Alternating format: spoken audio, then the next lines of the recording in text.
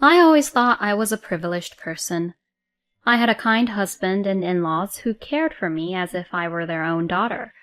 And when I had the child of my dreams, I knew that she would be loved by everyone. I didn't doubt anything, but...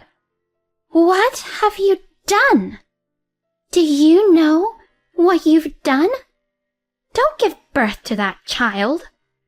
As soon as I told my mother-in-law, Mary, that I was pregnant, she looked like a young man and locked me in the doghouse in the yard.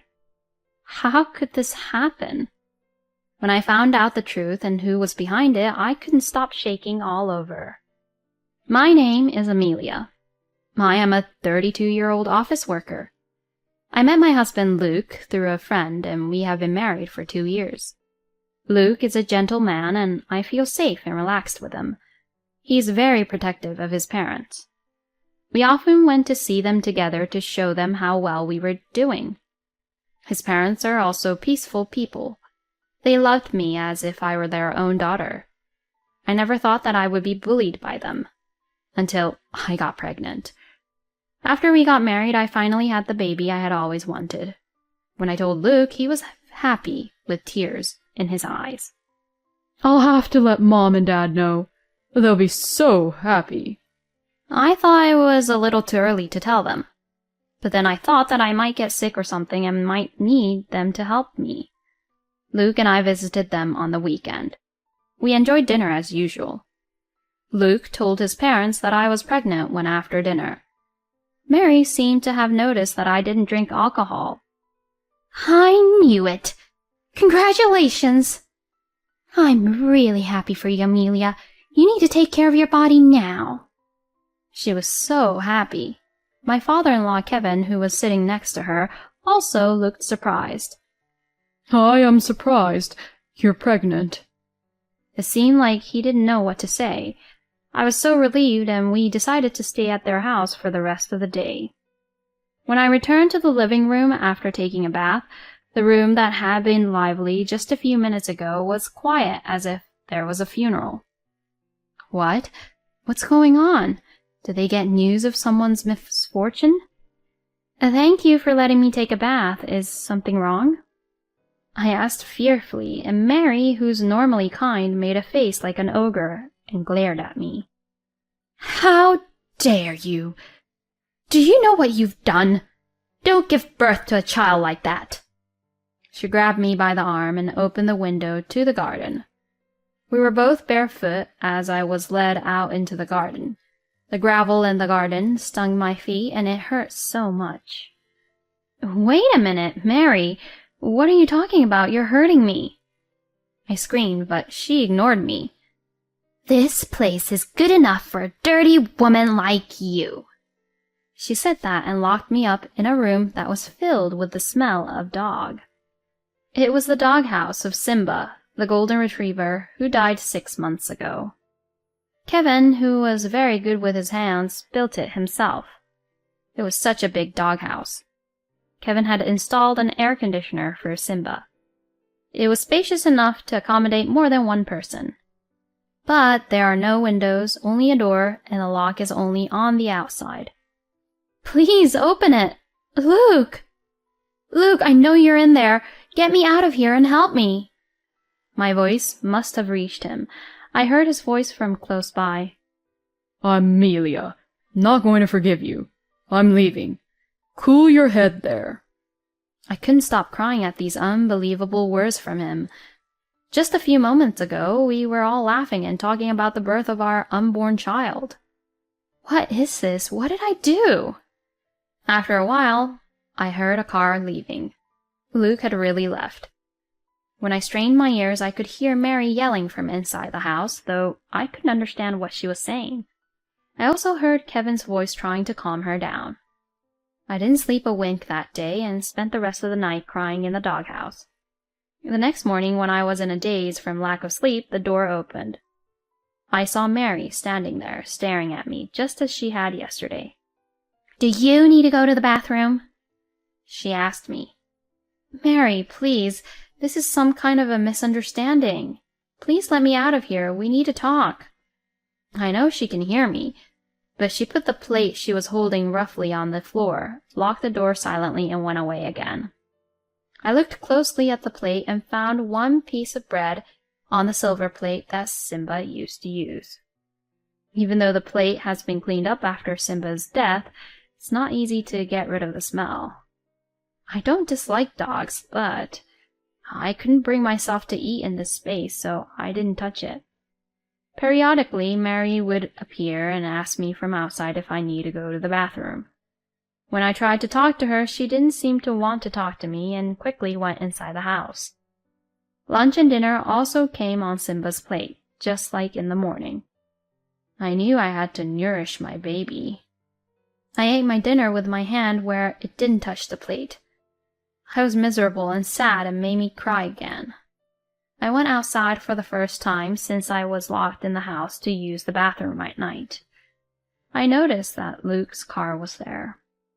Luke is here? I asked Mary. Luke is a poor little boy because he married a woman like you. Mary's words still made no sense to me, but I hurried into the house. Don't come inside with your dirty feet, Mary shouted from behind, but I didn't care. I went into the living room and found Luke and Kevin. Luke, thank God. Can we go home now? I said that to him, but he remained silent. Kevin, please tell Mary to stop doing this to me. Please let me go home, I beg you. Then Kevin looked a little annoyed and said, I'm sorry, Amelia. When Mary becomes like that, there's nothing I can do to stop her. It's almost over, so just bear with it until then. And then Luke said, Get back in the shed. You're filthy, you know that? He suddenly yelled out. He grabbed me by the arm and forced me to go to the bathroom. When I got out, he pulled my arm hard again and took me to the shed. Don't worry. I called your office and told them you were sick and would be out of work for a while. Frankly, I didn't care about that. This whole family is crazy. All I could think about was how to get out of here. You keep screaming so loud, I heard the neighbors yelling from somewhere. Mary came out to the yard. That's enough. Be quiet, she yelled at me. That's my line. I had to fight back. It's your fault. You betrayed our family. I treated you so well. You're terrible.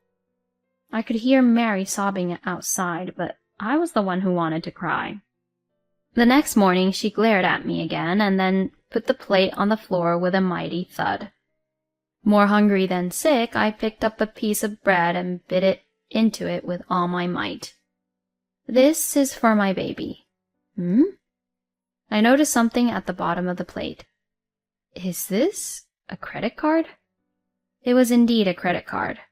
It was Kevin's credit card with a sticky note on the back. He must have slipped it under the bread. Order something with this, the sticky note said.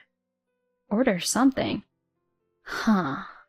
Kevin was a crafty man, but a bit stupid. Mary used to make fun of him and tell me how cute he was. Luke took my phone home with him, along with my bag. What am I supposed to do with one card like this? In addition, there was no way I could use a card in my father-in-law's name. Then, around noon, an unexpected visitor showed up. I heard Mary's voice arguing with someone. Is someone there? I heard an unfamiliar voice. I quickly responded. I'm here. Please help me. When the door opened, there was an unfamiliar man standing there. I knew there was someone in here. Are you guys crazy? He glared at Mary and Kevin, who were standing behind him. The man was the man who lived across the street. He had often heard yelling and arguing in the yard. He was worried and came to see what was going on. I was taken straight to the man's house, and his wife, who was at home, said to me, I'm so sorry you had to go through that. She hugged me. I smell so bad. I started to cry. Mary and Kevin didn't come after me. I borrowed a phone and asked my mother to pick me up. And by the way, I don't have a father. He died in an accident before I could remember. When I told my mom what had happened, she was very angry. When she came to pick me up, she was about to yell at my in-laws. I didn't want anything to happen to my mom, so we chose to leave immediately. I went straight to the police, but I had no proof. The couple across the street said they would testify at any time, but who knows. I left the police station and went to the lawyer's office. I wanted to divorce that man right away. But a few days later, I couldn't believe my ears when I heard from the lawyer. What? Me? Why should I pay alimony? No way, I thought. But the lawyer told me that this case was caused by my cheating in the first place. He also said that they only wanted to discuss it directly with me and that they had proof. Of course, I never cheated on Luke. We accepted the offer. We set up a meeting with a lawyer. On the day of the meeting, Mary and Luke were staring at me. Kevin looked at me with concern. I hear I'm having an affair. With whom in the world? Mary's face turned bright red at my words. I know you're messing with my husband. Her voice was loud enough to echo through the room, but the content of it startled me. What? Luke continued, spreading the pictures all over the desk. Look at this. It's you and my dad, no matter how you look at it. My mom and I picked up one photo at a time and looked at it. Sure, the faces are mine and Kevin's, but the bodies belong to different people. Some of the photos clearly show the wrong height difference. And then Luke took out his phone and started playing some kind of sound. I love you, Kevin. It was unmistakably my voice, but I don't remember saying a word about it. Luke and Mary looked so proud of themselves, but I really thought they were idiots. Then my lawyer said, This is a composite photo, isn't it? Also, isn't the audio also processed and made up? I'm sure we'll find out as soon as we get it to the lab. Well, I think anyone would find it odd even if we didn't. When I pointed out the height difference, which even I noticed, the color of Luke and Mary's faces began to deteriorate a little. At the same time, they turned their attention to someone else. Dad, what's going on? You're telling me that these pictures and the audio you gave me were all a lie? And that story about my baby's father being you was a lie too? Luke's voice rang out in impatience, and Kevin turned his head to the side. I love Amelia, Kevin said. These unexpected words gave me goosebumps. It turns out that after I went to the bathroom that day, Kevin brought these pictures from his room and started to tell Luke and Mary, actually, Amelia and I are in love. Kevin usually doesn't joke about stuff. So Luke and Mary believed it completely. By the way, both the pictures and the sound were made by Kevin. When I heard that he usually used them for his personal use, I couldn't stop shaking on the spot. As a result, Luke left me and went home because he didn't want to see me. Kevin wanted to divorce Mary and be with me. Mary did not want to divorce him. While I was locked in the doghouse, Kevin and Mary talked about divorce all the time. So when you said it would be over soon, I blurted out. I mean, Mary and I are getting divorced soon. Of course, you and Luke are splitting up, right? You always smile at me and I really love you. I want us to be together. I couldn't look directly at him. He was too creepy. Then my mom, who was sitting next to me, said, Hey, you old guy, I can't listen to you anymore. Do you realize how sickening you sound? Because she smiled at you? Huh? Of course she smiles at you because you're her husband's father. And you're just misunderstanding, you idiot. Kevin's face turned bright red after hearing her words. And you two. You guys are just as guilty for inflicting a lifetime of trauma on my daughter. Neither I nor Amelia will ever forgive you. My mom glared at them with all the hatred she could muster. Luke and Mary were completely disheartened and made me an unbelievable proposal. Amelia, I'm really sorry about what happened. Mom and I were so careless. Let's just forget all these and we'll start over, okay? I mean, a child needs a father, right? I don't know what kind of nerve he has. He must be kidding me. Yes, that's right. A child without a father is pitiful. A child needs both a father and a mother. Amelia, I'm really sorry that I lost my temper too. Can you forgive me? I mean, how could Amelia have feelings for an old guy like you? Here, you apologize to her too. Mary strongly urged Kevin to apologize to me after she looked at me with a goofy look on her face. That made me feel sick and nauseous. I got up from my seat and ran to the bathroom. Morning sickness? You don't want to be in a family like that, do you? I'm going to do my best from now on. I lightly rubbed my stomach and slapped both cheeks to cheer myself up. Sorry to keep you waiting. I won't change my mind. I'm divorcing you. It's the only way. And Kevin, I have no memory of my father. I loved you like a father, but no more, no less. Now I never want to see your face again. Kevin looked down in disappointment, and I talked calmly. Luke, don't you think this child would be more pitiful with a father like you? I feel so bad for her, thinking about what she might have seen from my belly. Mary, do you feel sorry for a child who doesn't have a father? That's how you thought about me all this time?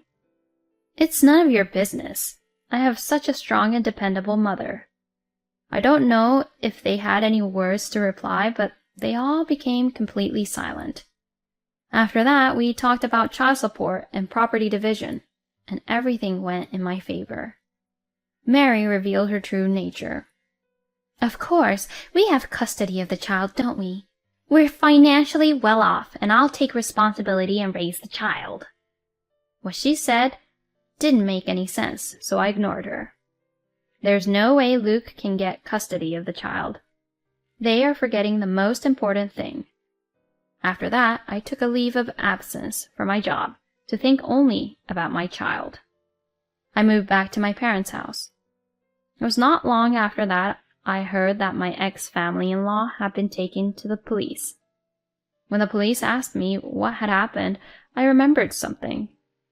Mary and Kevin were dog lovers and were so worried about Simba that they kept security cameras in their yard and the shed.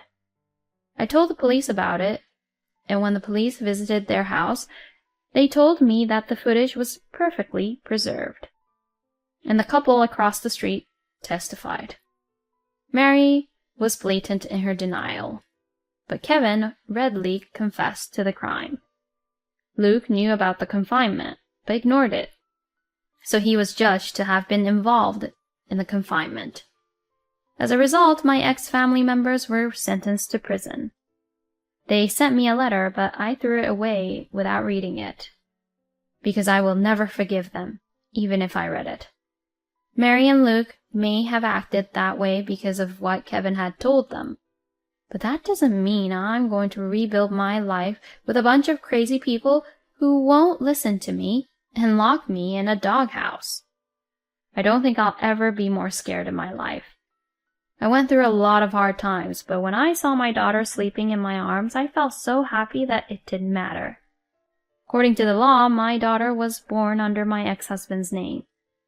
I filed a petition with the family court, and my daughter and I were safely given the same surname. By the way, I heard my ex-husband got out of jail first. None of my friends know where he went. He never paid child support. That's how lazy the man was.